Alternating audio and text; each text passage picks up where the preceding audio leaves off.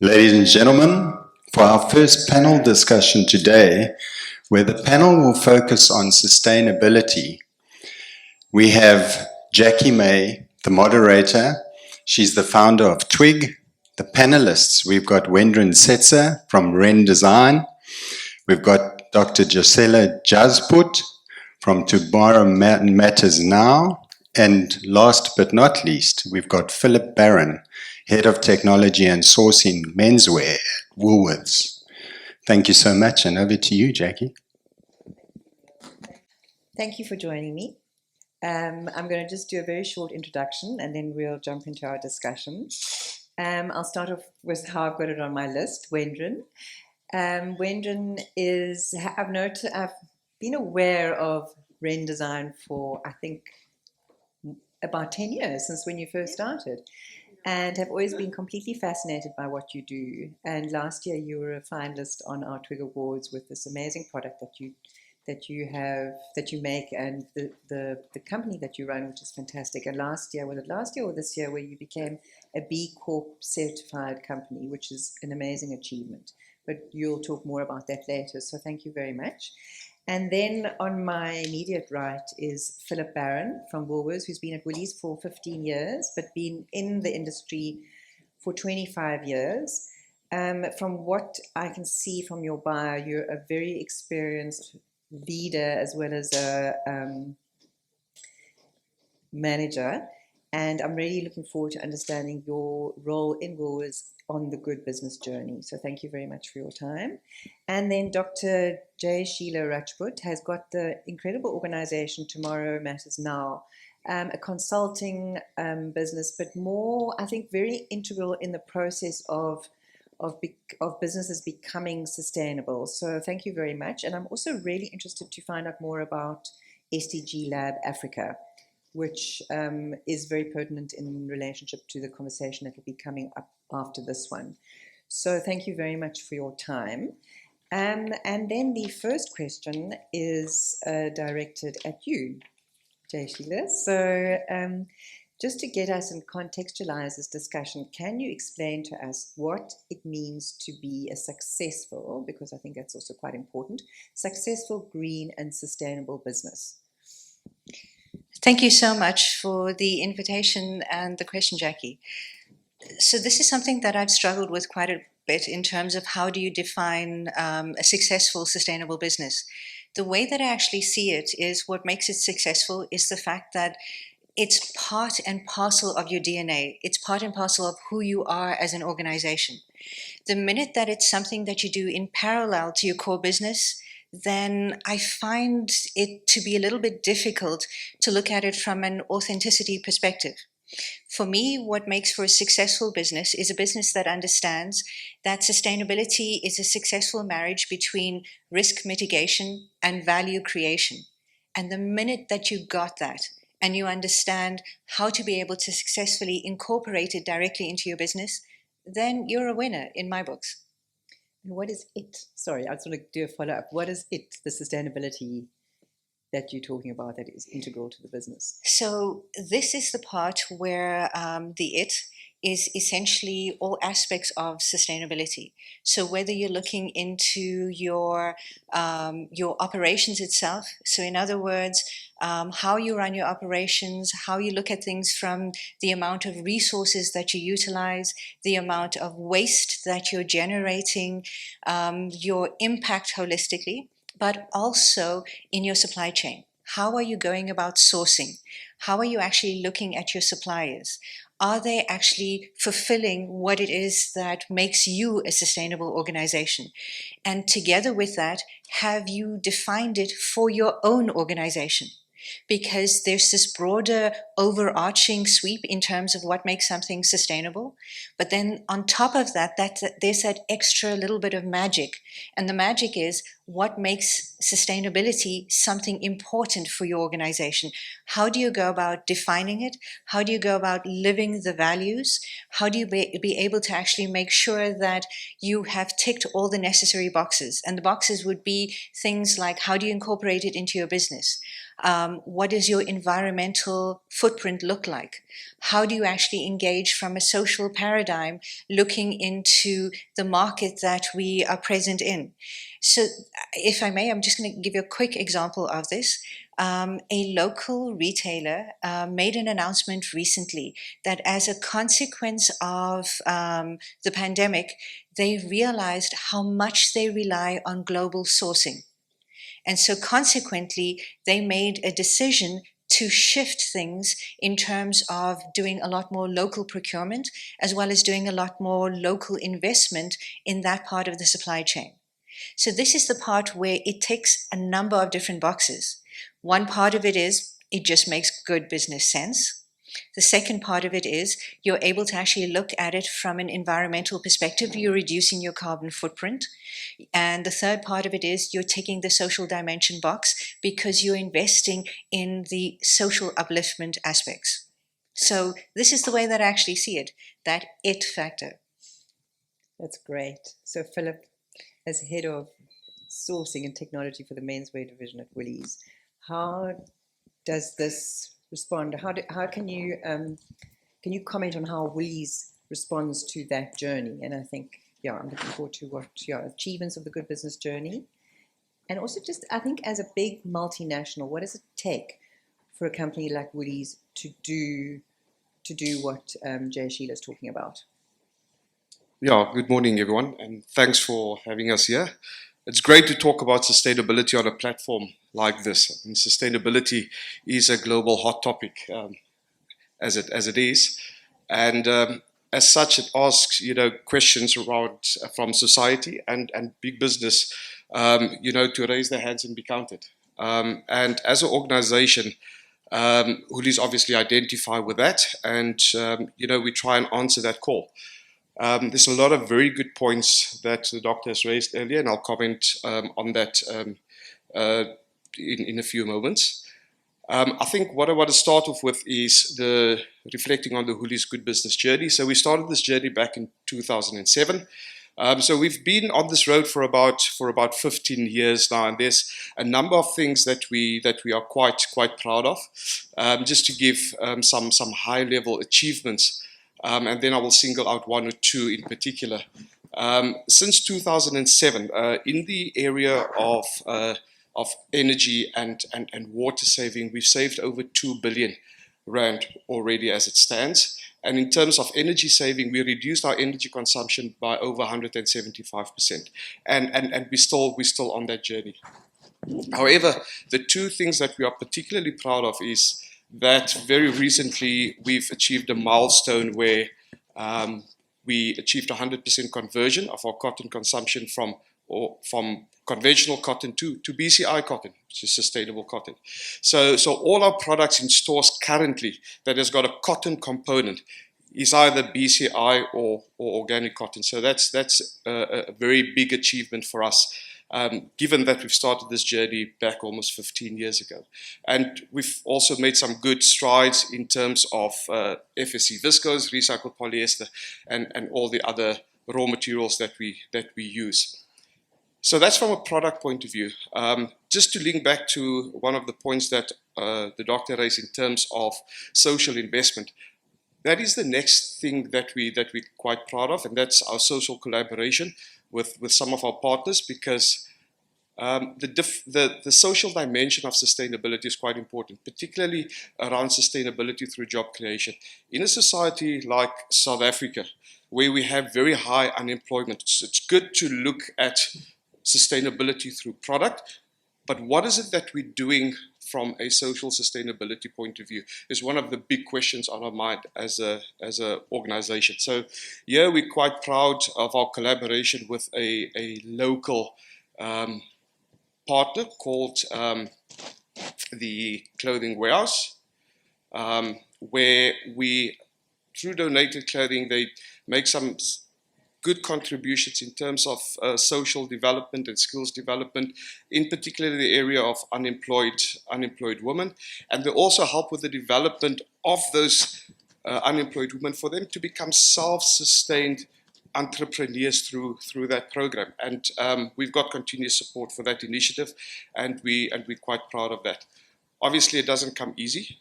There's alignment of all various stakeholders throughout our business. Any business has got stakeholders that we need to consider, but that's the journey that we're on. And albeit that it's not easy, I almost want to say in this context, there's got to be a will. And there's almost going to be a greater belief that what we're doing is the right thing to do. So no matter the challenges, we've got to stick on this path that we've decided to embark upon. Are you finding it easier and easier to get people to join to be on the journey with you? It becomes easier over time. So if I take our conversion of conventional cotton to sustainable cotton, I think the biggest challenge there was to get our supply chain and our supplier partners aligned to our journey. I think one of the biggest challenges is dealing with organizations or with partners that don't share a common value. So sustainability is one of our core values as an organization. So you want to partner and you want to work with organizations, supplier partners, stakeholders that share common values around sustainability. Then it becomes easier. If not, then it pretty much becomes like pushing water uphill because there's a difference in terms of view of where we go. Thank you. You just drop them. I suppose that they will be on the journey because I think it's going to be impossible to do business without being on that journey. Yeah.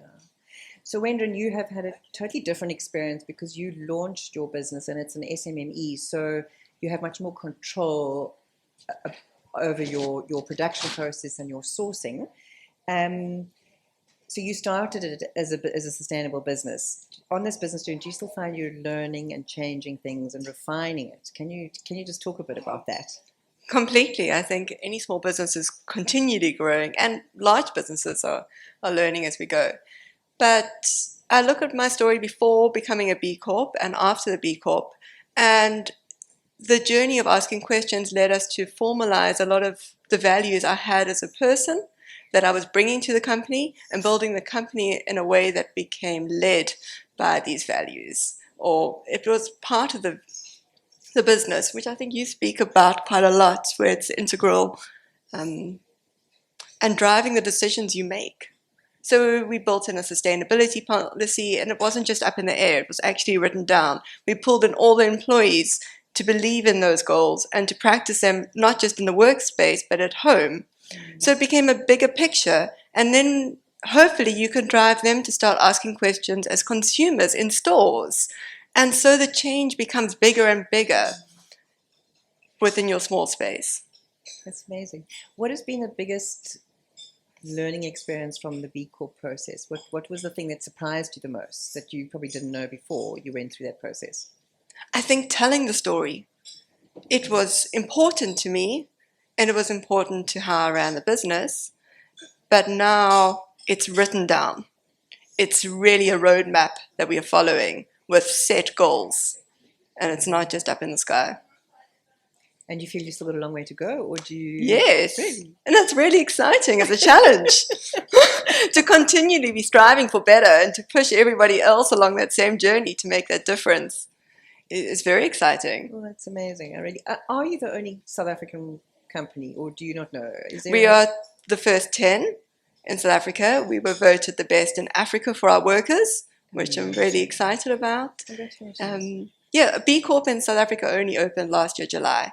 And the process is between 6 months to 3 years to acquire it. So we were one right up there. Do you mind explaining to the audience what that means, what B Corp Okay, means? definitely. So a B Corp is a company that uses business as a force for good. We are not fair trade, where we're putting people above everything else. We are not an NGO, where we are not looking to make a profit. And we are not eco, where environment is our main aim or cause. A B Corp is where we look at all those three factors in balance. And really, sustainability is about balance, I believe. looking at everything and trying to find a holistic view and approach to designing and creating and manufacturing. Thank you. So back to you, Jay Sheila. I want to know, if I were a business that isn't B Corp or hasn't done what Woolworths has done, which is have the good business journey, and I wanted to become a sustainable business, what would be the first few things that I do to start implementing in a business? For me, it's pretty straightforward. Get your house in order. Before you can be able to engage into your supply chain or with your customers, if you don't have your house in order, then it makes no difference. And it's also a way to achieve a series of low-hanging fruits. So simple things as reducing the amount of waste that you're generating, reducing the amount of water or energy that you're consuming. All of these things result in solid environmental improvements, but also it has a positive knock-on impact on your business. So as was just described right now, we're at a point where not just from a B Corp perspective, we need to be able to look at business as a force for good. But I just wanted to say very quickly that aside from the latest round of B Corp, it was actually tried in South Africa a number of years ago, and there are a few other companies that are still certified from the original round. All right. Yeah, it's really cool, and it's really exciting to see the latest shift, because for me, the reason that the first time round it kind of fizzled out was because the market wasn't ready. Whereas right now, my impression is that the market is ready. People are starting to understand the benefits and the bigger picture that comes with it. There's a lot more dialogue that's taking place where people are starting to understand when we're talking about things like climate change, what does that actually mean? When we see that in terms of our food security, when we see that in terms of our energy supply, or any kinds of weather-related phenomena that we haven't actually seen before, or if we haven't actually seen for decades or hundreds of years. And people are starting to understand and equating this with resilience. And in the weirdest, twisted way, the pandemic has actually helped to create that shift to make it something that's much more urgent for us to be able to focus on. Out of the pandemic, many countries around the world faced lockdowns. We faced a different way in terms of consumption took place. And as a consequence, this meant that a paradigm shift was ready and finally taking place. And I'm so excited to hear about the fact that B Corp is doing the kinds of things that they're doing, and we have more and more companies willing to engage on these topics. So for this part of it, there's a lot that's actually happening. But coming back to the original question, which is what can you do? Start with something simple.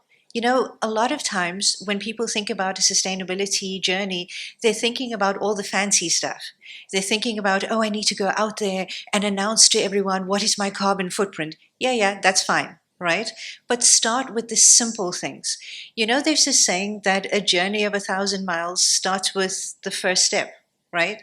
And that's basically where we are, is that a lot of times people are paralyzed because they think that there's so much stuff that they need to do, and then consequently they do nothing. When I sometimes talk to people just out there in my normal regular life, and I talk about the things that we do in terms of sustainability, and the answer was, oh my God, I can't do anything because, you know, I need to get it 100% right. You know what? Even though I've been in this game for as long as I have, there's so many things that I'm not getting 100% right either. But that's exactly it, is that for companies wanting to participate, and you should be, there's something seriously wrong if you think this is nonsense, because there's so many benefits to your business, there's so many benefits to this planet, there's so many benefits to society. So consequently, take the first step. Get your house in order. And this is the big one, because a lot of times there's the big announcements. Oh no, we need to go to the media. We need to have a campaign. Yeah, that's great. Let's start out by getting our house in order. Let's put targets in place. Let's get some goals underway. Let's get some data to show that we've shifted, and then we engage. right? Get your house in order. At the same time, be engaging with everyone around you, your stakeholders, whether it's your suppliers or your customers. Let them know that you're on this journey and that when time comes, you will go to them for advice to be able to make the shift. You'll go to them for them to be part of this journey as well. This is not a solo effort. This is definitely a team sport. SDG 17.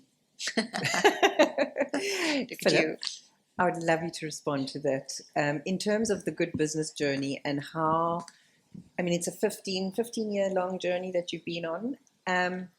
What were the low-hanging fruits? What was easy? You have spoken to this a little bit, but just more intentionally, just respond over that 15-year span. What were the easy things? What have been the more difficult things? And I think also if you can talk about your relationship with the public, because I think Woolworths has a very you engage with your consumer all the time, and I know that's very, very important for the good business journey too. So what have you got right? Where has it been very difficult? And yeah, over to you. Yeah, I think I want to start off by just reflecting on some of the comments made. I think certainly in our space, we have noticed a shift in shopping behavior. So customers are starting to shop more with dare I say, with conscience. So they're asking the right questions around sustainability and what difference the product that they're buying will make to their lives and to our environment as a whole. So absolutely, we've seen that shift, and therefore it is our responsibility as business and as retailers to keep on pushing that envelope. In terms of low-hanging fruits, I remember our then CEO Simon Susman when he started the Good Business Journey, and we had our very first presentation. He said one of the first things that he started doing was when he now boils water for a cup of coffee, he only boils enough water for 1 cup of coffee. You don't fill the kettle to the brim anymore. And we thought, this dude is crazy. I mean, what difference does that make? Well, over 15 years, we saved 2 billion in terms of cost in terms of electricity, and we reduced electricity consumption by over 175%. So to your point, it starts with the small things that we can do, and we often think it is about the big things, but it's about all our individual contributions. And we discovered that during our good business journey, we had to be very clear about what it is that we want to achieve. It can be very daunting as a project to tackle. So in a multifaceted organization like Woolies, where we're looking at sourcing, procurement, we're looking at design, there's supply chain, there's value chain, and all the different areas that links together, you've got to be very clear on what your focus is, because otherwise it can be quite challenging to get where you want to be. Then you've got to have a set of priorities. So we started out by saying we wanted to do conversion from conventional to sustainable raw material. Then we want to have a look at supply chain. And later on, we said, now we want to focus on plastic consumption and eradicating the use of plastic bags, which is also quite topical currently. So it's not a one-hit wonder. It becomes an iterative process where the one builds on the other. But it starts out with having a very clear vision of what you want to achieve, and as the doctor said, setting some clear goals. Has it been easy? It's never easy, because there's obviously multiple stakeholders to consider. There's supply chain considerations, and then probably one of in the early days for us, one of the important things for us and most challenging things, dare I say, is the one around cost, because in the early days, anything you want to do in a sustainable way cost you exponentially more. So we needed to find ways around that. And to my earlier point, sometimes even if sustainability comes at a cost, it's more important about doing what is right. And that's the approach that we took. Even if it costed us more on certain product lines, we wouldn't deliver our profit margins. as we normally would, but it's because we're doing the right thing. So it's about, the difficulty was about navigating around those limitations. But we said earlier, it's becoming easier over time. The more and more partners and stakeholders, are joining us on the sustainability journey. And as sustainability becomes almost an expect to find, we can take it that in the future it's going to become even more easier. Can I just ask a follow-up question before we move on to Wendell? In terms of the employees of Woolies, how many do you have, and how difficult or how easy was it to get everybody? I'm sure everybody at Woolies has to be on board with this journey, but how was it easy to get everybody on board, or what was that process? Was there a lot of training and workshopping? Can you just? Yeah, absolutely. And there's still a lot of training happening in our organization. Woolies is an organization of over 36,000 employees across South Africa, Australia, and New Zealand.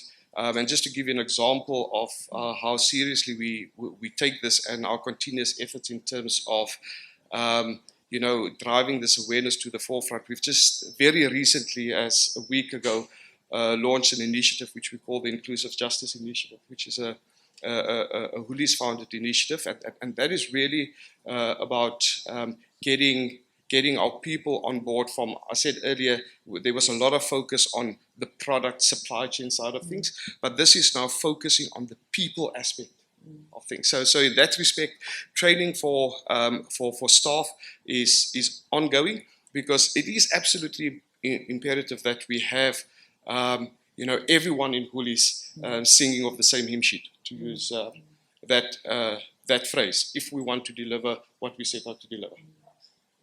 Sure, thank you. 36,000 people. Can you imagine? Wendell, can you imagine? I was just going to say, I once worked for a company of 110,000 employees. So yeah, I can imagine. Wow, that's a large team.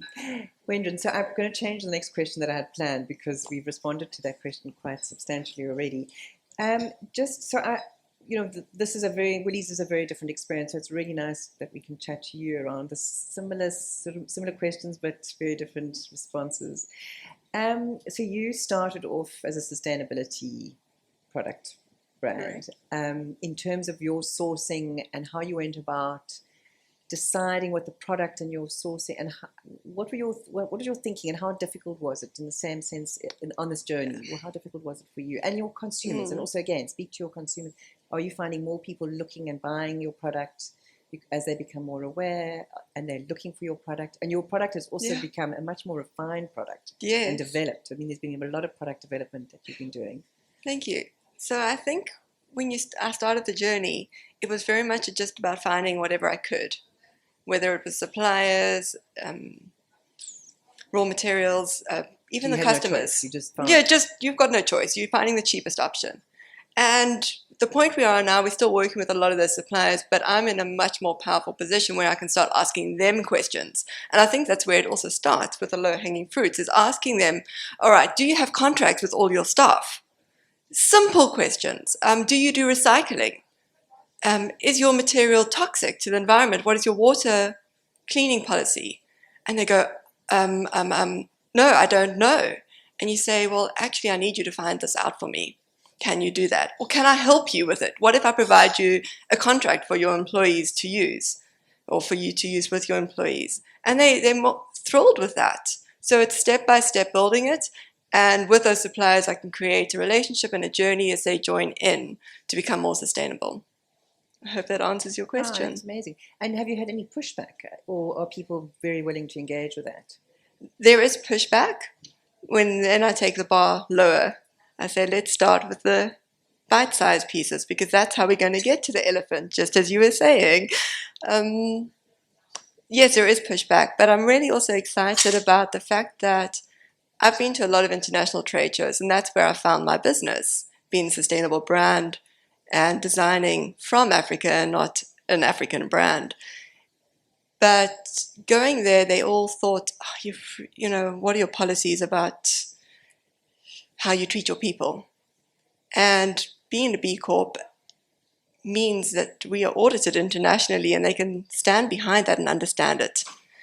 So I'm really excited about those certifications that are going to stand us in good stead and make a difference even locally. It's incredible. I mean, Yeah. that's how we build this Yeah, movement. bit by bit, we will Yeah. get there. Small and big companies, I think. You know, a million years ago, when I started working in sustainability, I had someone turn to me and say that this thing sounds really great, but it's so fluffy and intangible. And I'm so happy that not only has the world changed in terms of the recognition behind the power of what can be done, but the fact that I'm part of this kind of shift.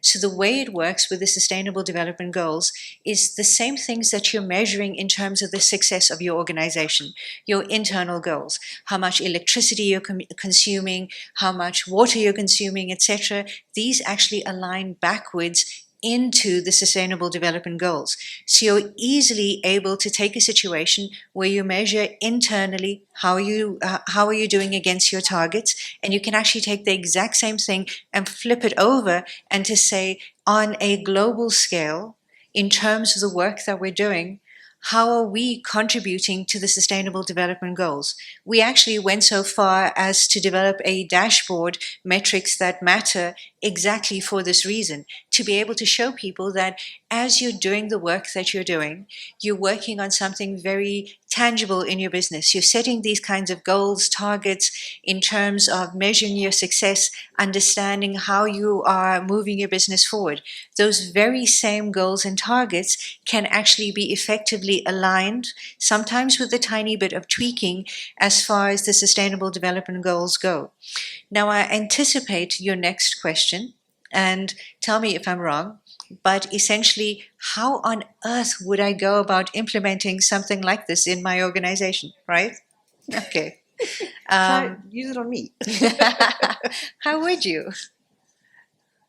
I don't know. I'll come and consult with you. Oh, well, that's do number use- one. I do use the SDG 12 as something that is my lens for Twig. So we are very consciously aligned with the SDG 12.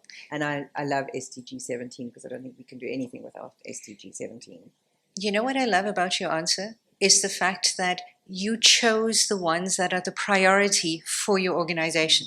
And that's what a lot of organizations do wrong. They think that they have to actually tick the box on everything.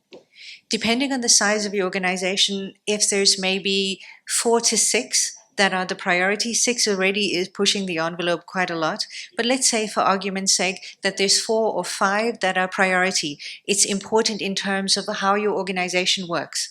These are the things that are important to you in terms of your existence. If you are consuming a lot of water, as an example, and your product contains a lot of water, how are you then aligning?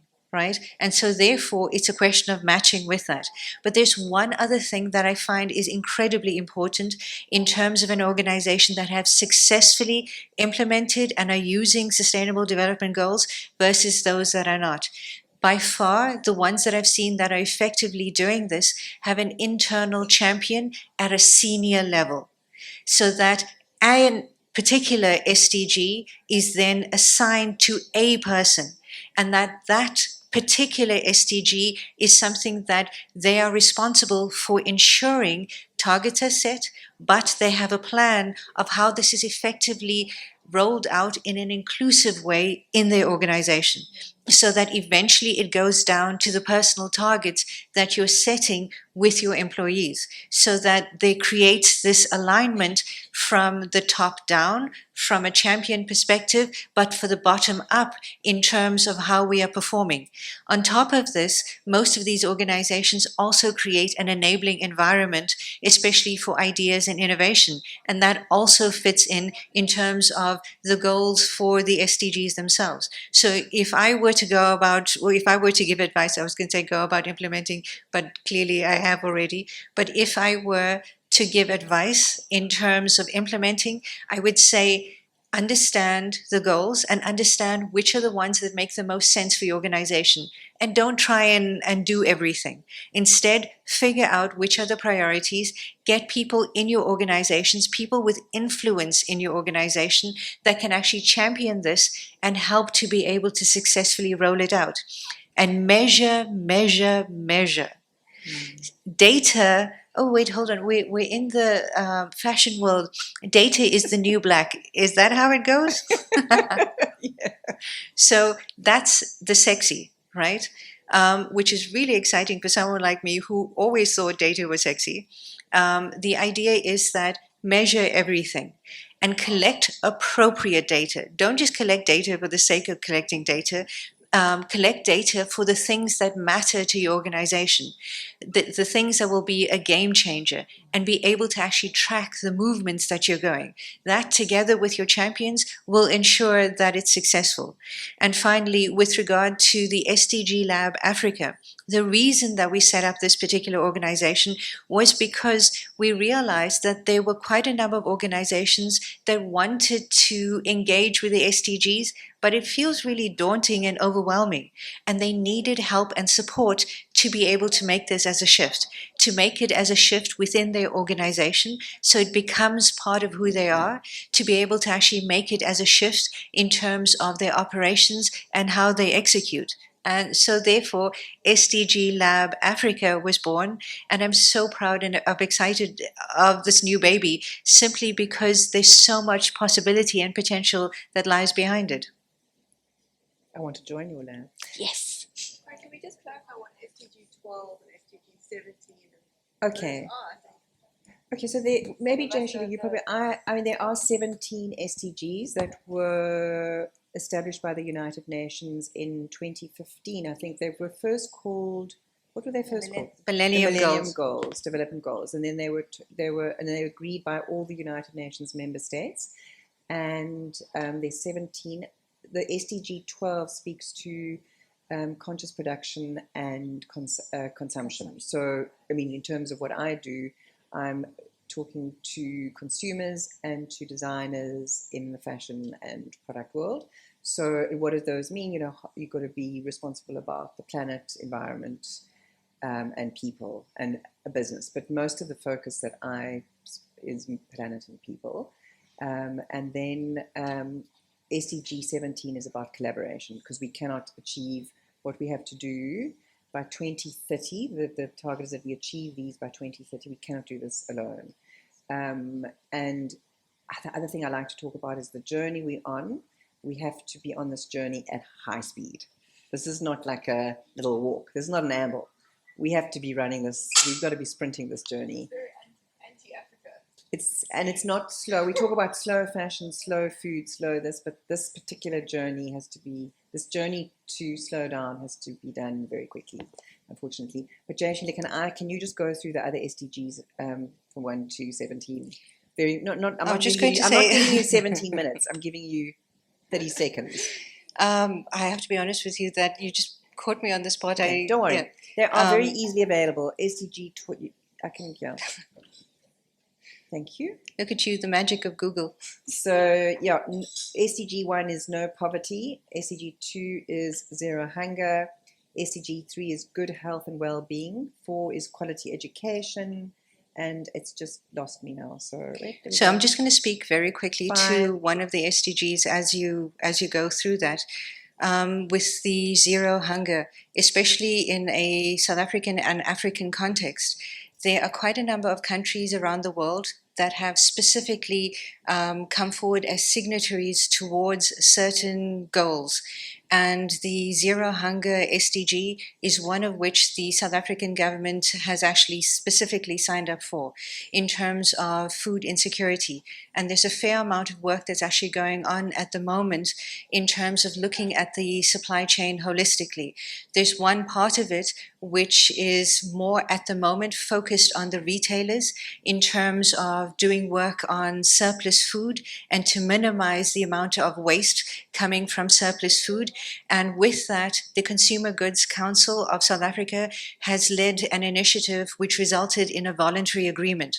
So the voluntary agreement has a number of mainly retailers, but also other members within the food supply chain signing up to this to be able to actually effectively work on this. One of the things that has prevented the necessary action is there has been a regulation that makes it illegal for you to actually donate surplus food, especially based on our current labeling structure of best buy and sell by. This part of it has actually made a lot of unnecessary confusion and has resulted in a lot of food actually being dumped. This is why I hesitate to go through the SDGs, because I'm always tempted to tell a story as I go along the way. But you- It is, isn't it? But So- there's a lot of information on the internet, and the United Nations have done a great job at storytelling. But you've got to look around because some of it is hidden. But we actually planning to do a whole series of social media awareness campaigns around it, because I think I and I'll think speak that to you about I that. was going to say, I think that would be really great is that there are so many organizations that are doing amazing work per SDG in this country. This would be an amazing opportunity to be able to actually showcase that work. Okay. As SDG Lab Africa, we would be super excited to be part of something like this, Okay. for the simple reason that a lot of times when we talk about these types of global goals, people think, this is not for us in South Africa, that we're just a small, poor little country and this is a big, lofty goal.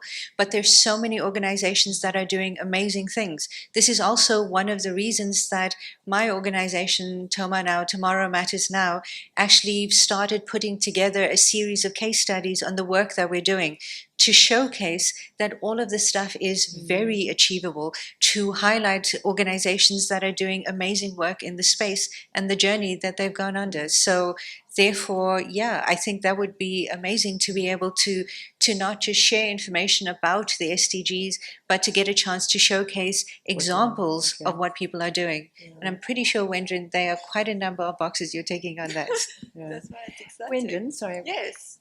So we've spoken obviously now the SDGs, the B Corp. Are there any other sort of frameworks that you've used in your business to help you design a sustainable business?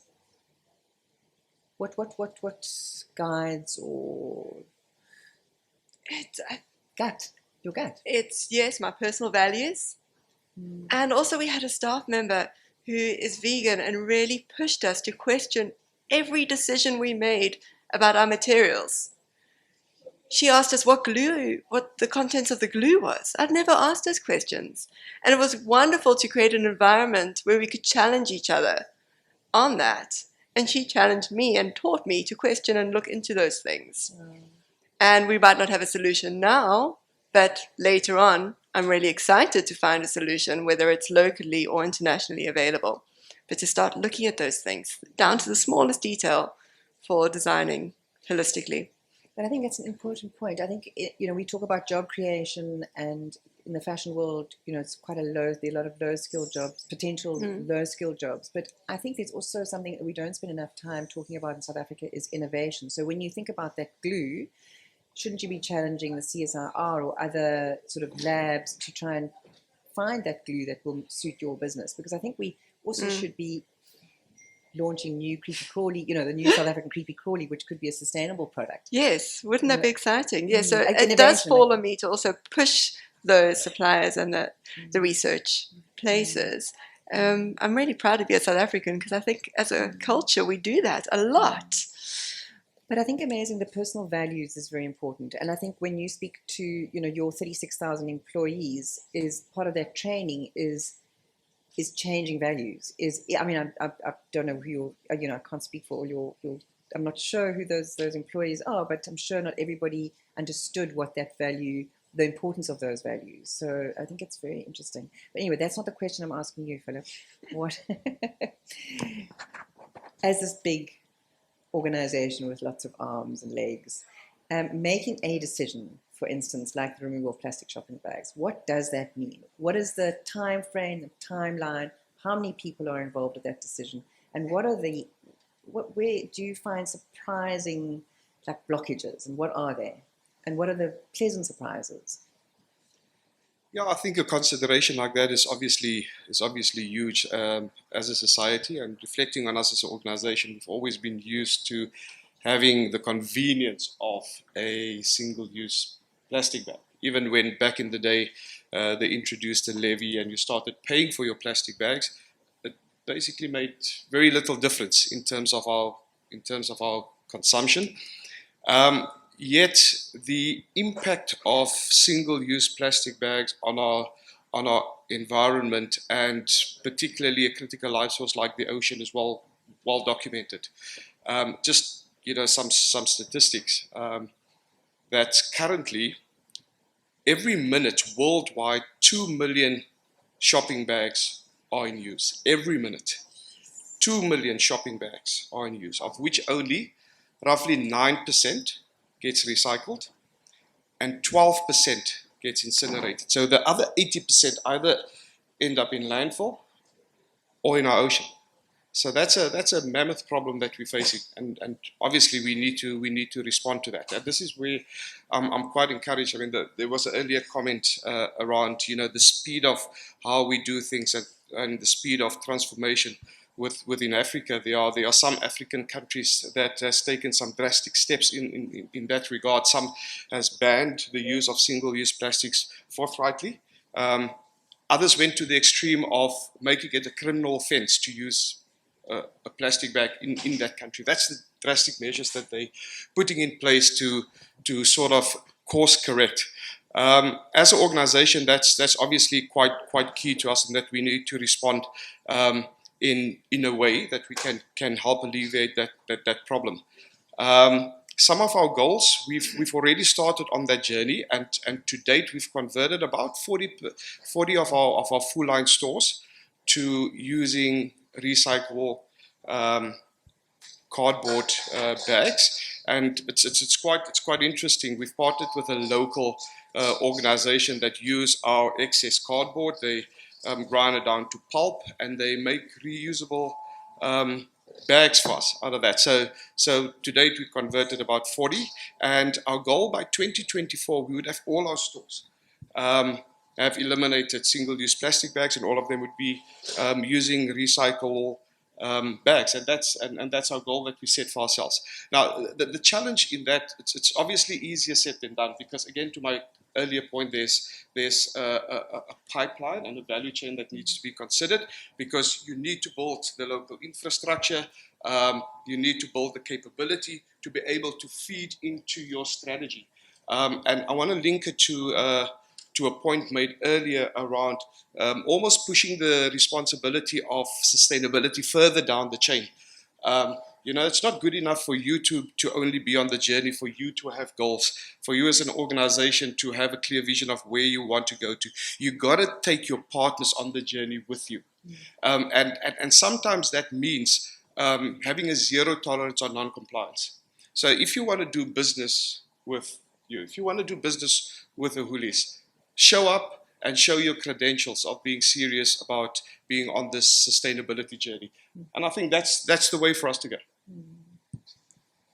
Wow. Okay, so we've gone 15 minutes over time, and so thank you so much, Philip. That was great, and Wendra and Jay Sheila. I really feel we could carry on for another hour. I just wonder if there's anybody who wants to add a comment. Are there any questions you want to ask each other? Or we can do dinner. I just want to say thank you, Jackie, for this opportunity. It's a pleasure, and it's really thank you for taking the time. And I think there's lots more conversations to be had. And Philip, thank you so much. Really, it's really interesting to hear from you working in such a big organization about the challenges and the achievements. So congratulations. Thanks, congratulations to all of you. So if I could actually just add two things very quickly, is that when you're on this journey, when it comes to sustainability, be authentic. Be clear about what you have and what you don't have. I think this is really important. Consumers can actually spot that a mile away. So if you are on this journey, tell people you're on the journey, but tell them that you're not at any particular destination. That otherwise, this is where the topic around greenwashing comes in.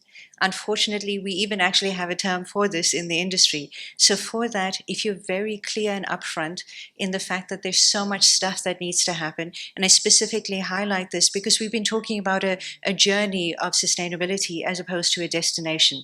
So for this, authenticity speaks volumes. It can get you so much further ahead. The second thing that I want to do is to maybe leave you with a definition of sustainability so that you can actually make it a lot more personal. My personal definition of sustainability is like the immigrant mantra. We come to this place to make a better life, not for ourselves, but for generations to come. And that's why tomorrow matters now. Thank you very much. So, and thank you everybody for listening in and for being there. Thank you very much. And I hope you enjoy the next panel, which is about a lot of it is about the SDGs. Thank you, everybody.